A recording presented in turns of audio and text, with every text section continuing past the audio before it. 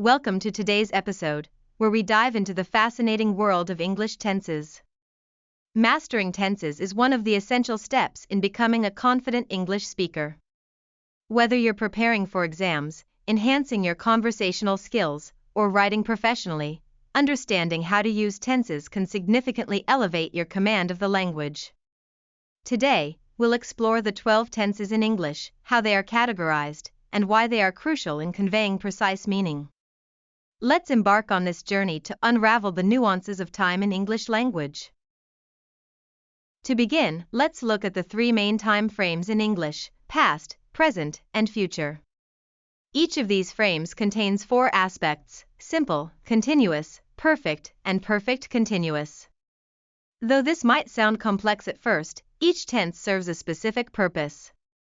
Understanding these will empower you to express yourself more clearly. Starting with the present tenses, we have the present simple, which is used for habitual actions and universal truths. For instance, you might say, "She loves to play the piano." This indicates something she does regularly. Next, we have the present continuous, which describes ongoing actions. Imagine someone saying, "He is studying for his exams right now."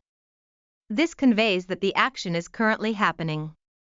The present perfect tense is used for actions that were completed at an unspecified time in the past or that started in the past and continue into the present. A good example of this is, "They have lived in this city for 5 years." This tells us they began living here 5 years ago and still do. Following that, the present perfect continuous emphasizes the duration of an action that started in the past and is still ongoing. For example, "I have been learning English for 2 years." Now, let's move on to the past tenses. The past simple tense is straightforward and is used for actions completed at a specific time in the past. When you say, "She visited her grandparents last summer," it shows that the action is finished. The past continuous describes actions that were ongoing at a specific time in the past. For example, "I was watching TV when she called." Here, watching TV was an ongoing action until interrupted by the call. The past perfect tense indicates that an action was completed before another past action. For instance, "They had already finished dinner when I arrived." Lastly, the past perfect continuous emphasizes the duration of actions completed before another action in the past. A sentence like, "He had been working there for 5 years when he decided to leave," illustrates this well. Moving ahead, let's explore the future tenses. The future simple tense is used for actions that will occur later. For example, "I will travel to Japan next year." It's a simple declaration about the future. The future continuous is for actions that will be ongoing at a specific time in the future. A sentence like, "They will be studying at 8 o'clock tonight," shows that this action will be happening at that time.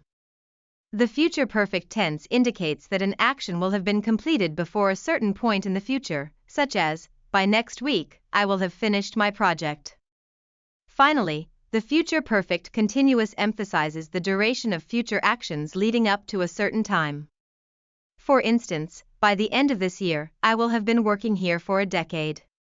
As we dissect these tenses, it's important to practice recognizing them in context. Each tense tells a different story by placing actions in time, allowing speakers to convey nuanced thoughts and ideas. So, why is mastering these tenses so vital? Firstly, they form the backbone of effective communication. When you convey the time frame accurately, your message becomes much clearer. This is especially crucial in academic writing, where precision is key. Moreover, understanding tenses can also give you confidence during conversations.